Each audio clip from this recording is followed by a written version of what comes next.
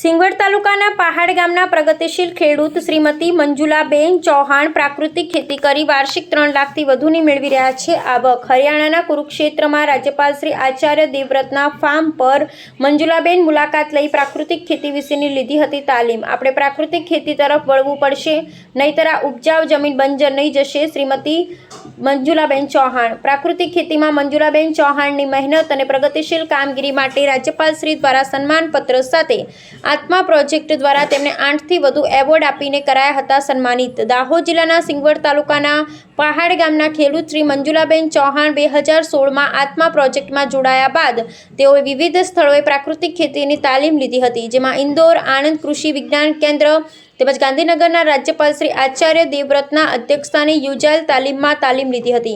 સાથે હરિયાણા કુરુક્ષેત્રમાં આવેલા રાજ્યપાલ શ્રીના પ્રાકૃતિક ફાર્મની મુલાકાત લઈ ત્યાં પણ તાલીમ લીધી હતી। સુભાષ પાલેકરજીની અધ્યક્ષતા હેઠળ યોજાયેલ તાલીમ સહિતની 20થી વધુ જગ્યાએ તાલીમ લીધા બાદ મંજુલાબેન પ્રાકૃતિક ખેતીની શરૂઆત કરી હતી।